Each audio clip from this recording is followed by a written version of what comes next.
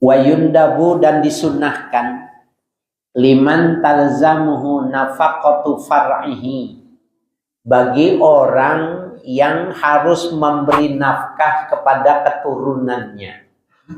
Jadi yang dimaksud itu ayahnya. Kalau ayahnya tidak ada, anak itu ikut sama kakeknya, berarti kakeknya yang dimaksud ini. Apa kesunahannya? Ayu anhu, membuatkan akikah dari orang itu, dari anak itu. Ya, jadi akikah itu yang diminta oleh syariat Islam itu bapaknya yang diminta. Kan ada orang sekarang ini ngomongnya itu kalau di Idul Adha jangan bikin korban kalau belum bikin akikah. Itu kalimat itu menyesatkan itu. Jangan bikin korban sebelum bikin akikah. Jadi ya khitabnya itu tidak sama. Kalau akikah yang dikhitab pada syariat itu bapaknya. Man talzamhu nafaqah, orang yang wajib mengeluarkan nafkah siapa? Ya bapak. Punya anak maka bapaknya diminta buatkan akikah buat anaknya. Bukan si anak nggak boleh korban kalau bikin akikah, kan itu urusan bapaknya. Paham nggak nih? Akikah itu urusan bapak. Jadi dia jawab urusan bapak gua itu selesai. Nah kalau akikah urusan masing-masing. Ya, nah itu ya, harus diambil uangnya dari bapaknya, walaupun anak itu kaya. Ya, walaupun anak itu kaya. Umpamanya ya, ada seorang paman yang mengatakan seneng dia sama adenya, seneng sama dia, adenya perempuan. Kalau punya anak laki, gua kasih 2 miliar. Kata pamannya itu. Ternyata keluar laki-laki, berarti kan anak itu baru lahir udah jadi punya uang kan, punya duit 2 miliar. Bapaknya satpam. Bapaknya satpam. Siapa yang diminta bikin akikah? Bapaknya. Uangnya dari mana? Dari bapaknya. Bukan dari uang si anak yang punya 2 miliar. Kalau dipakai uang 2 miliar, dalam syara'i anak itu bapaknya wajib ganti. Jelas nggak? Jadi nggak ada kaitannya jangan bikin korban sebelum bikin akikah. Ya. Nah, jadi akikah itu yang disyariati itu bapaknya, bukan si anak. Ya. Nah, itu yang dimaksud. Jadi wayundabu liman talzamuhu nafaqatu far'ihi, disunahkan bagi orang yang harus memberi nafkah kepada keturunannya, ayu anhu, membuat akikah dari orang, dari si anak itu. Man wada'a ila bulughihi, orang yang menghantarkan sampai balik. Ya. Wahia, akikah itu kadohiyatin, ya, seperti kurban. Dohiyah bimakna udhiyah. Sama artinya kambing yang sudah 1 tahun lebih atau sudah kupak, atau kalau kambing kacang sudah umur 2 tahun. Nah itu dibikin akikah. Jadi kambingnya nggak boleh yang kecil, tapi kambing yang sudah memenuhi kriteria kurban itu dipakainya. Wala yuksaru azmun, dan jangan dipatahkan tulangnya. Jadi kalau bikin kurban itu kan tulangnya dicacak tuh. tulang iga, tulang kaki semua dicacak kepala. Kalau bikin akikah jangan dipatahin. Jadi motongnya setiap persendian. Jadi kalau masak itu pakai yang lebih besar. Apa? Kuali, wajan, pancinya lebih besar. Jangan dipotong-potong. Ya, sunnahnya seperti itu. Jadi wala yuksaru azmun. Wa tasadduqu bimatbughin, dan disedekahkan setelah matang. Matbuh sudah dimasak. Yab'asuhu ilal fuqara'i, yang dihantarkan kepada orang-orang fakir, ahabba min nidaihim, lebih bagus ketimbang memanggil mereka. Panggil, dikumpulin, dikasih. Jelek. Yang bagus, mateng, dianteri. Ya. Ya, jadi ahabba min nidaihim ilaiha, lebih bagus ketimbang memanggil mereka ilaiha, ya, ilal walimah. Wa minat tasadduqi nai'an, dan lebih afdol juga, lebih bagus sodako nai'an mentah. Kalau korban disodakokannya mentah, tapi boleh mateng. Ya, korban. Kalau yang sanggup masak gitu boleh. Tapi kalau akikah kesunahan afdoliyahnya itu mateng. Nah, kalau mentah boleh, tapi yang afdol dimatengin. Nah, ini penjelasan tentang wala yuksaru azmun, jangan dipatahkan. Hadisnya jelas. Ya, kesunahannya itu jangan dipatahkan. Ada penelitian yang dilakukan oleh Helmi Nasution. Helmi Nasution seorang ustadz dari Sumatera Utara, tapi lama juga di Jakarta. Ya. Dia meneliti tahun 70-an itu selama 10 tahun. Zaman itu tahun 70, 80 itu ngebut itu, kalau sekarang cuma malam minggu, dulu itu hampir tiap malam. Nah, diteliti siapa yang mati, siapa yang jatuh, siapa yang patah, siapa yang luka-luka, itu diteliti. Selama 10 tahun diteliti, yang patah tabrakan itu tidak dibuatkan akikah. Yang tidak patah, bapaknya membuatkan akikah kepada anaknya. Hebat. Ya, jadi ada hikmahnya. Tapi ente kalau bikin jangan, mudah-mudahan kalau tabrakan nggak patah tulangnya, jangan gitu. Lakukannya karena Allah. Ini mah hasil dari satu penelitian seperti itu. Ya. Wa ayyazbaha sabi'a wiladatihi, dan disembelih hewan akikahnya itu sabi'a wiladatihi, ya, 7 hari kelahirannya, hari ke-7. Ya, sunnah tuh. Wa yusamma fihi, dan diberi nama, artinya diumumkan namanya pada waktu akikah, diberi nama.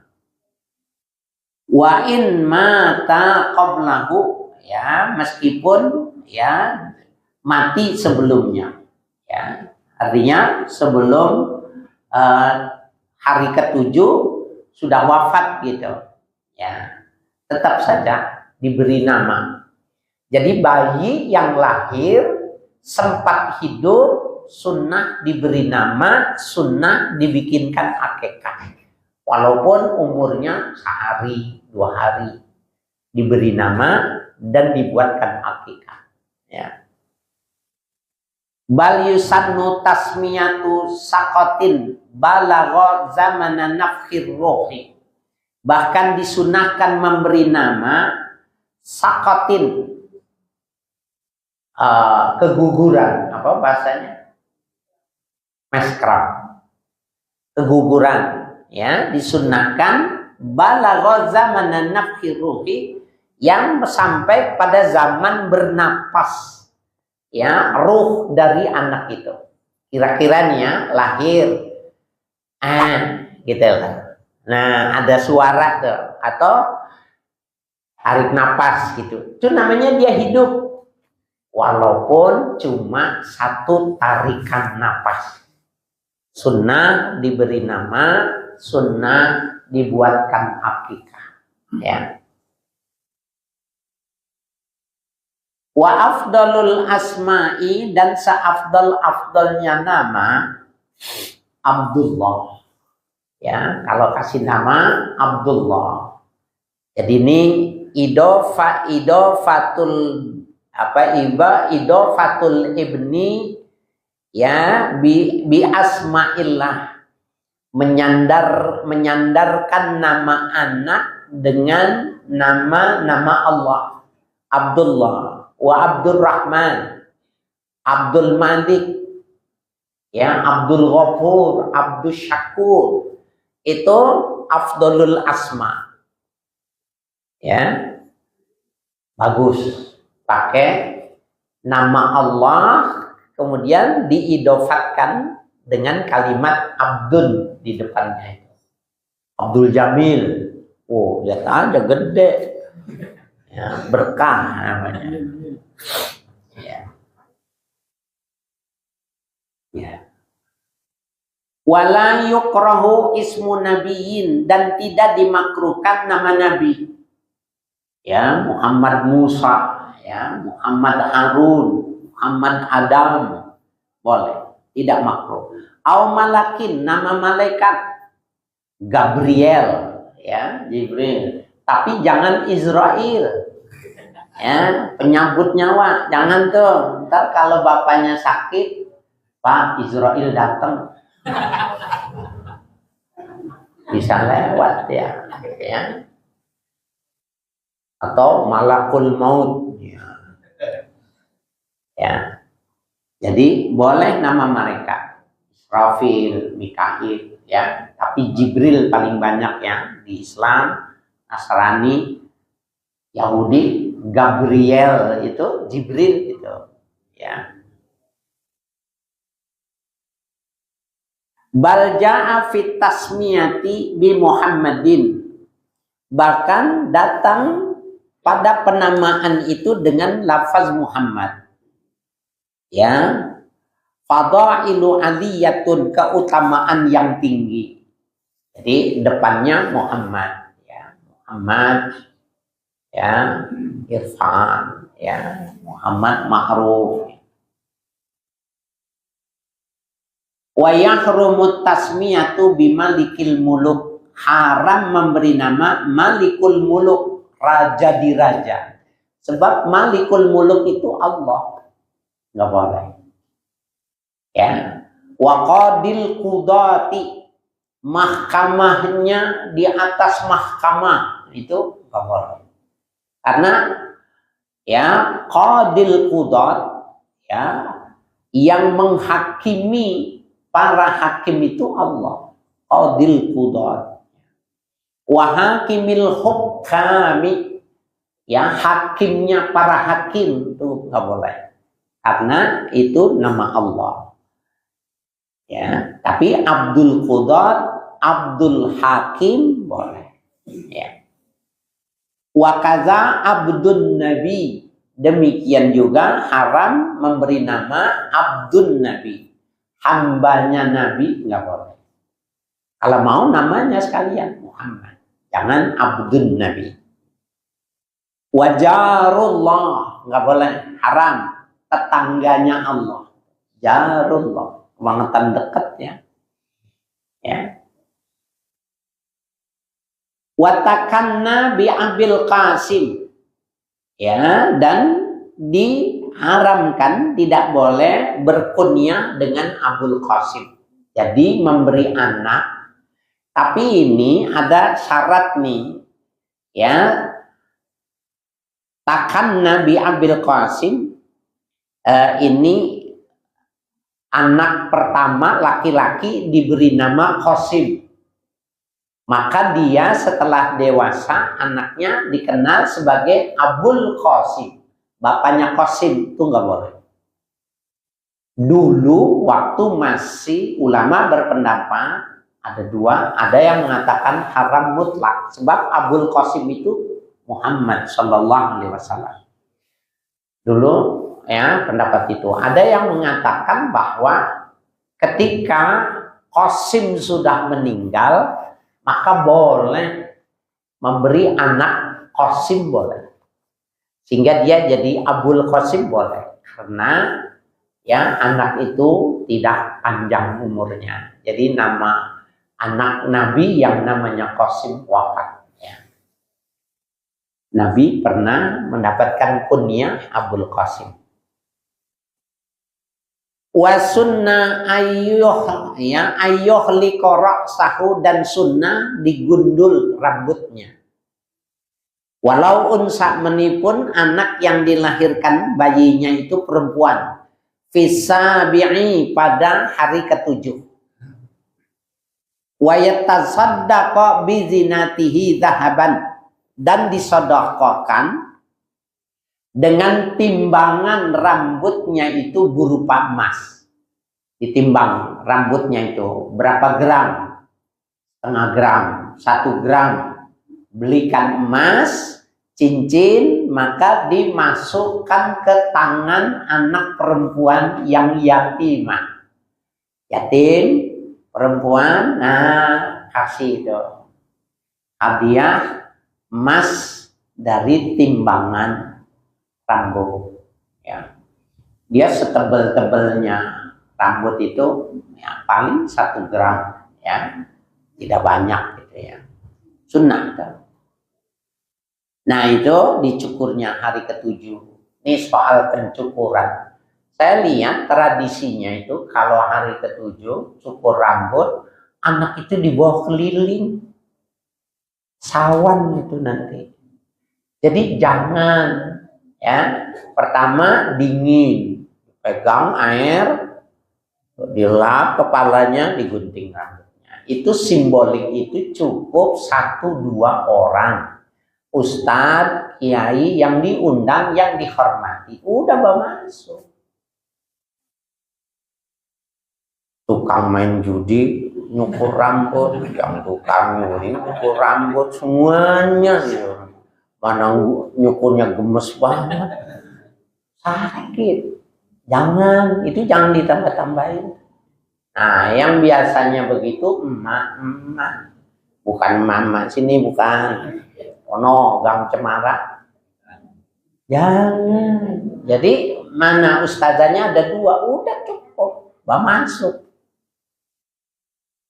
Ya, sama dia. Seperti teknik itu hanya 1-2 orang ya cukup. Saya lihat anak apa basah palanya ya, jangan ya, itu tradisi yang gak bagus buat anak itu. Karena usahakan yang megang itu jangan semua orang megang. Orang ada sialnya loh kalau orang nggak baik. Jangan, anak ini masih polos gitu.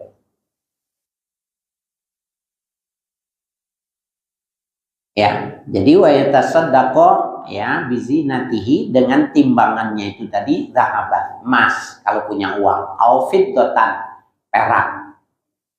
Ya. Wa ayyu'azzina, dan diazankan. Ya.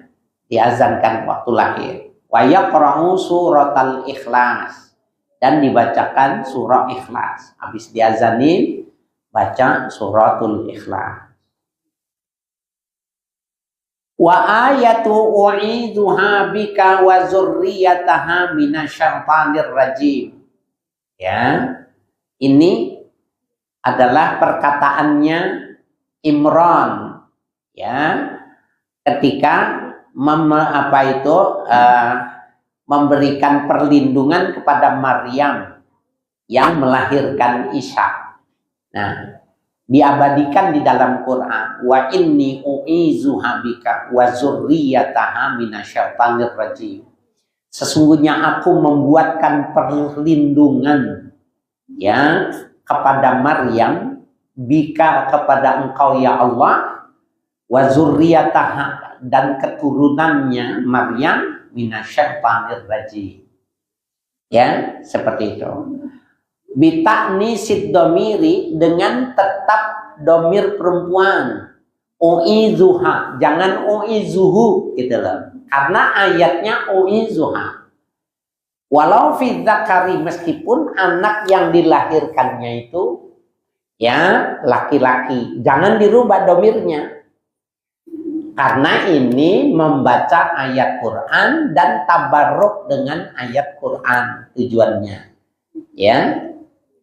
Jadi habis azan baca suratul Ikhlas. Kemudian wa inni u'izuha bika wa zurriyataha minasyaitonir rajim. Ya, bacakan itu. Ya, domirnya tetap perempuan, jangan dirubah walaupun anak yang dilahirkan laki-laki. Jadi tidak perlu munasabatud domir, enggak usah. Ya. Di mana bacanya fi uzunihil yumna, pada telinga kanannya itu azan, al-ikhlas dan ta'awuz tadi itu di telinga kanan. Wa yuqama fil yusra akibal wad'i, dan diikomatkan pada sebelah kiri ya, akibal wad'i setelah melahirkan ya, setelah dilahirkan. Wa yuhannikahu rajulun, dan ditahnik ya oleh seorang laki-laki. Famra'atun, baru kemudian wanita. Ini ibu-ibu bikin tahnik min ahlil khair, dari orang-orang yang baik agamanya. Bitamrin, dengan menggunakan kurma. Tahnik, ngerti ya? Jadi kurmanya diambil sedikit, dimamah, sambil dimamah baca sholawat Nabi, doakan anak ini, kemudian setelah halus masukkan tuh asarnya ke mulut anak itu. Tapi anak itu nanti kalau dia bangun dihisap tuh. Nah, itu yang dimakan. Itu namanya tahnik ya, sunnah tuh. Wanita boleh ya, syaratnya min ahlil haid, bitamrin ya, dengan kurma. Fahulwin, baru kemudian yang manis. Kalau tidak ada kurma, khulwun ya, yang manis. Madu ya, gula merah ya. Nah, itu boleh.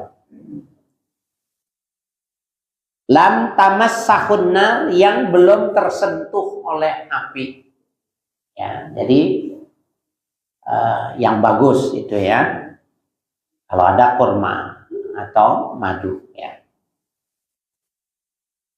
Hina yuladu, ketika dilahirkan ya.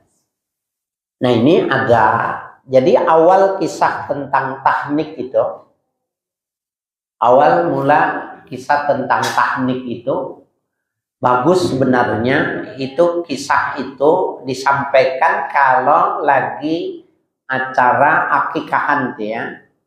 Jadi kesunahannya itu di hari ke-7 itu dibuatkan akikah, dicukur rambutnya, diumumkan namanya ya, dan ditahnik.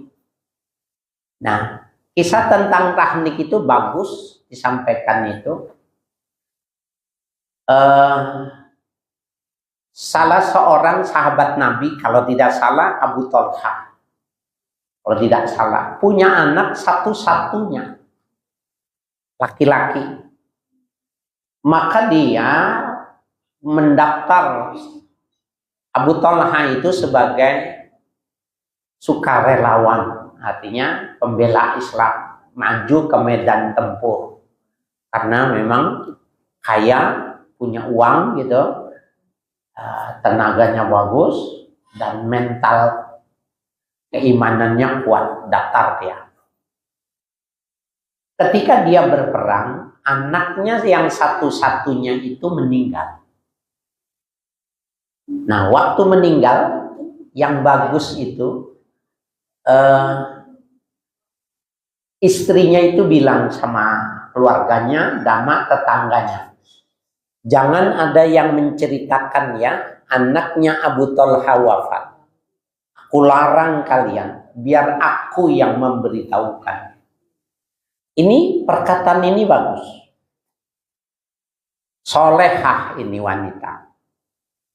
Perang selesai, pulang Abu Talha, datang, maka dia tanya, biasa orang pasti nanya anaknya duluan.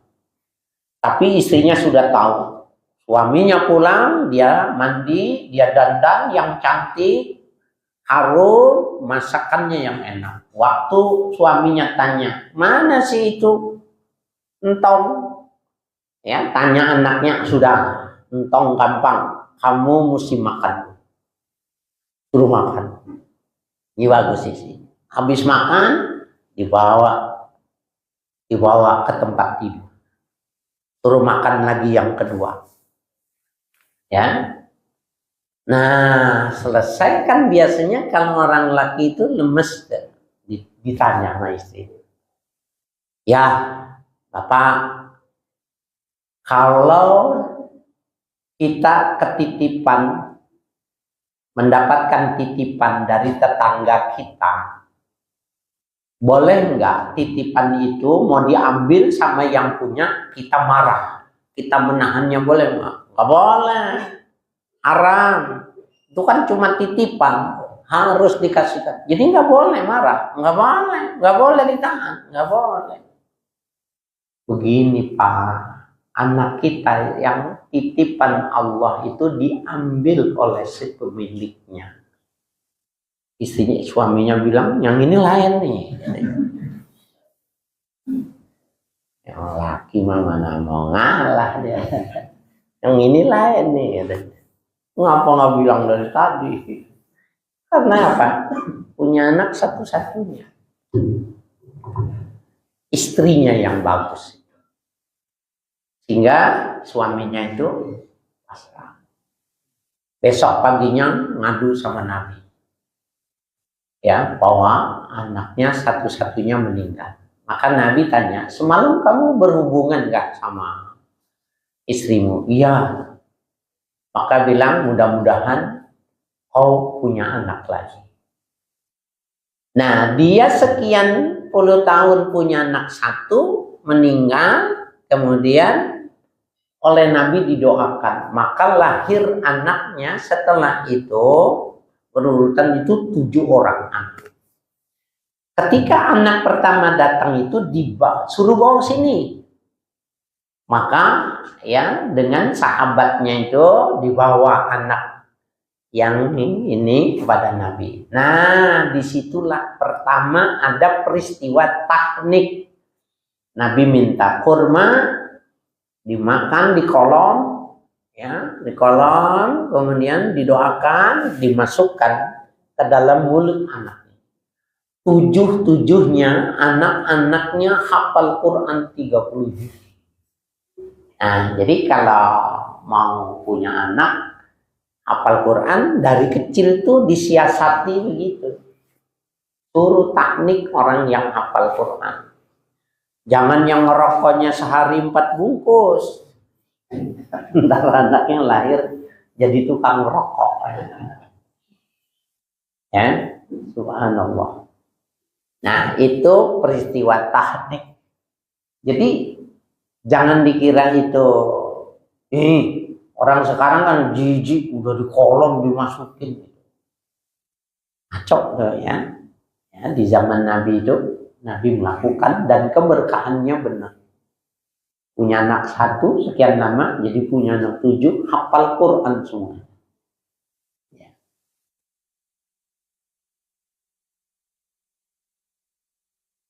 Ya. Wa yaqra'u innaha, ya.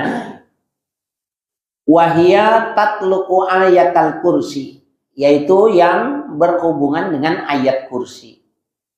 Ya, wa inna rabbakumullah, ya. Yaitu ketika ya ayat setelah ayat kursi membacakan surah Yunus ayat 3 itu, wa rabbukumullah, ya, al ayat itu inna rabbakumullahu alladzi khalaqas samawati wal ardi fi sittati ayyam tsumma stawa 'alal 'arsy yughshil laila wan nahar yatlubuhu hasisa was samsa wal qamara wan nujum musakhkharatin bi amri ala lahul khalqu wal amr tabarakallahu rabbul alamin. Itu yang dimaksud. Wal muawwizatani dan muawwizatain, ya, al-falaq dengan an-nas. Wal iksaro min du'ail karbi, dan dibacakan memperbanyak doa-doa huru hara karab, ya. Allahumma inni a'udzubika itu doaul karab, perlindungan dari musibah, karab, duka cita. Ya, itu pada hari ke-7. Jadi urutannya itu kesunahan. Qala syekhuna, berkata guru kami, amma qira'atu suratil an'am, adapun membacakan suratul an'am, ila ratbin walayabisin illa fi kitabim mubin, sampai ayat ratbin walayabisin illa fi kitabim mubin. Ini Al-An'am ayat 59. Yauma ya'akul maulud, pada hari diakekakannya anak. Famin mubtadi'atil awamil jahalah, itu termasuk bid'ah orang awam yang tidak mengerti. Ini nih jangan dibaca ini, ya. Membacakan surah Al-An'am sampai ayat radbin waya bisin ila fi kitabim mubin, ketika diakekakan itu, ya, famin mubtadi'atil awamil jahalah, ya. Termasuk dari kebid'ahannya orang-orang awam yang tidak mengerti. Termasuk tadi itu semuanya ada 150 orang ngukur rambut semuanya, dibasahin tuh anak, ya.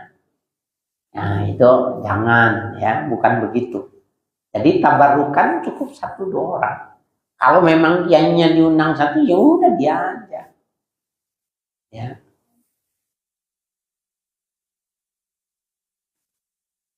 Payam bagi al-inkifafu anha, maka siogianya al-inkifaf, berhenti, jangan melanjutkan, anha anil qiraah, dari membacakan suratul an'am itu, jangan. Wa tahdzirun nasi minha, dan memberi peringatan kepada khalayak ramai manusia dari yang dilarang itu, al-jahalah, ya, kebodohan itu. Ma'amkana, ya, sedapat mungkin diberitahukan, itu enggak ada kesunahannya, tidak ada asarnya, ya, tidak diajarkan dalam Islam. Far'un, ini satu cabang permasalahan. Isannu likulli ahadin al-iddihanu ghoban, disunahkan pada setiap orang al-iddihanu ghoban, ya. Ghoban itu maknanya waktan ba'da waktin, ya, berminyak. Iddihan awalnya itu duhnun, yang dimaksud itu minyak rambut. Jadi dulu zaman tahun 70-an sampai tahun 80-an itu pakai apa tuh? Tanco, apalagi lavender. Kasih minyak, kemudian disisir, klimis betul. Ya, itu kalau ada balon kesenggol pecah. Itu iddihan, sunnah, ya, menggunakan minyak wangi. Nah, bagaimana dengan parfum? Sama. Karena iddiham di sini maknanya bukan cuma rambut, tapi berwangi-wangian dalam arti keseluruhan. Ya. Sunnah ya. Nabi itu di antara yang beliau bersyukur itu kesukaannya itu dengan wewangian. Ya. Wal iktihalu dan memakai sifat mata, iktihal, sifat mata ya, bil ismid. Ismid itu al hajar lil iktihal, batu yang dipakai untuk celak mata ya. Bahasa Indonesianya celak mata ya. Batunya itu namanya ismid. Jadi, saya nggak tahu itu produksi itu dari zaman Nabi udah ada. Artinya batu itu di mana gitu, produksi mana. Jadi batu ditumbuk sampai tepung, sampai halus, kemudian dipakai. Dulu kalau orang haji pasti pulang, nah, bawa itu sifat mata itu. Saya dulu masih sanawiyah itu pakai itu ya, mata.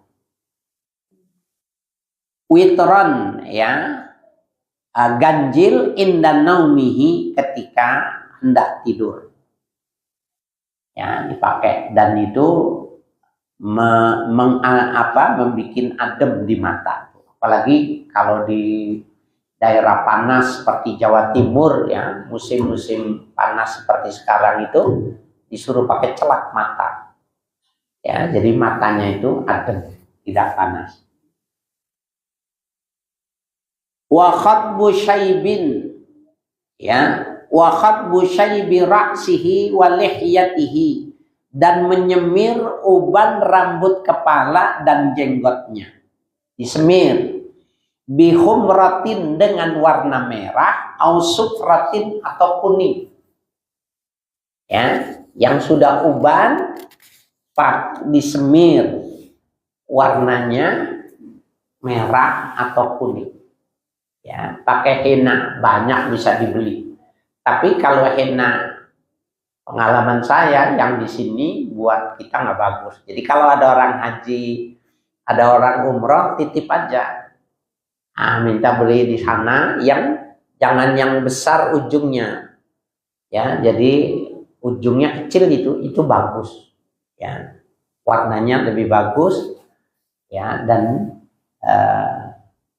kualitasnya bagus. Wa yahrumu halqu lihyatin, dan haram mencukur jenggot ya, ini menurut beliau ini ya. Al-Mu'tamadu indal Ghazali wa Syekhul Islam wa Ibnul Hajar fi Tuhfah wa Ramli wal Khatib wa ghairihim, itu dalam syarah dikatakan. Itu yang mu'tamad menurut Imam Ghazali, Syekhul Islam ya, Ibnu Taimiyah, Ibnu Hajar ya di dalam Tuhfah, kemudian Imam Ramli, begitu juga dengan Imam Khatib mengatakan haram. Karena ini yang orientasinya itu mantukiyah, artinya pemahamannya itu pemahaman tekstualis. Apa maksudnya tekstualis? Ada hadis sahih bunyinya, khaliful musyrikin, kalian tidak boleh sama dengan orang musyrik. Gimana caranya supaya tidak sama? Qasus syawarib, potong kumis kalian. Waful liha, dan pelihara jenggot. Maka ya, ulama-ulama yang tekstualis mengatakan perintah ini adalah memotong kumis dan memelihara jenggot. Tekstualis namanya. Nah, saya punya guru Profesor Dr. Ali Mustafa Ya'qub ya, ahli hadis ya, pernah menjadi ketua Imam Besar Majelis Istiqlal. beliau mengatakan bahwa paham yang kontekstualis sebenarnya bukan pelihara jenggot, tapi kalimat di depannya khaliful musyrikin itu yang mesti diamalkan. Kalian tidak boleh sama dengan orang musyrik. Nah, mafhum mukhalafahnya begini. Kalau sekarang bintang film Hollywood berjenggot, Bollywood berjenggot, ya, drakor berjenggot, dracin berjenggot, maka kalau kita berjenggot berarti sama. Berarti sama. Berarti ya jangan jenggotan. Itu mafhum mukhalafah. Disebut dengan kaum kontekstualis. Ya. Nah, perbedaan mazhab pemahaman, ya, jadi mazhab pemahaman, perbedaan mazhab pemahaman itu mestinya jangan menyebabkan pemberhentian, ya. Dulu Ustadz Lutfi itu termasuk yang karena nggak ada jenggotnya. Sofwan Nizomi diberhentikan karena dulu pada akhir-akhir jenggot, tapi sebelumnya dulu nggak berjenggot. Ya, diberedel semua dengan gara-gara pemahaman antara yang tekstualis dengan yang kontekstualis. Nah, jangan begitu. Ya, jadi wa yahrumu halqul lihyatin, haram mencukur jenggot. Wa ghadbu yadai rajuli, ya, dan memberi warna tangan laki-laki, ya, wa rijlaihi, dan kedua kakinya, bihinnain, dengan hinna, ya. Kalau kita hinna bilangnya pacar, ya, dengan pacar. Khilafan lijam'in fihima, berbeda halnya, ya, satu kelompok, ya, fihima dalam fi halqil lihyati wa fil ghadab, pada kedua hal itu tadi. Ada yang mengatakan lawanannya, maksudnya begitu. Itu yang tadi. Kalau yang di dalam Fathul Mu'in ini tekstualis. Kalau yang di syarahnya I'anatul Talibin kontekstualis namanya. Ya. Wa bahasal Azra'i, membahas Imam Al-Azra'i karahata halqin ma fawqal khulqumi minasy'ari. Makruh mencukur di atas khulqum. Ya, ini khulqum itu tenggorokan. Makruh mencukur di atas tenggorokan minasy'ari, dari rambut. Jadi dari zaman Nabi, bayangin ya, Nabi itu rambutnya dibelah tengah, kiri kanan. Kemudian dari sini dipotong, ke situ. Jadi rambut Nabi itu panjang. Kalau bahasa sekarang mah gondrong. Karena di zaman itu bisa jadi belum ada gunting. Ya, jadi motongnya itu seperti itu. Sehingga di sini dikatakan makruh kalau motongnya di atas hulkum. Jadi di bawah hulkum berarti ya panjang. Dulu ada anak muda, ya, rambutnya gondrong gitu. Ada yang negur, Ustadz ada yang negur gitu. Jangan panjang rambutnya. Maka anak muda itu dia membacakan hadis yang ada di dalam Sahih Bukhari, haddatsana fulan an fulan, haddatsana an fulan asan. Terus qala Nabi sallallahu alaihi wasallam, hadis itu menceritakan tentang bentuk rambutnya Nabi. Maka yang negurnya itu nggak bisa ngomong. Emang Nabi gondrong rambutnya. Bukan seperti kita, stick. Nah, stick itu makruh sebenarnya. Nah, mulai besok gondrongin. Ya. Jadi ada orang gondrong tapi dia ngapalin hadis dulu. Ketika ditegur, dibacain hadis. Yang negur ya diem. Karena ada dalilnya.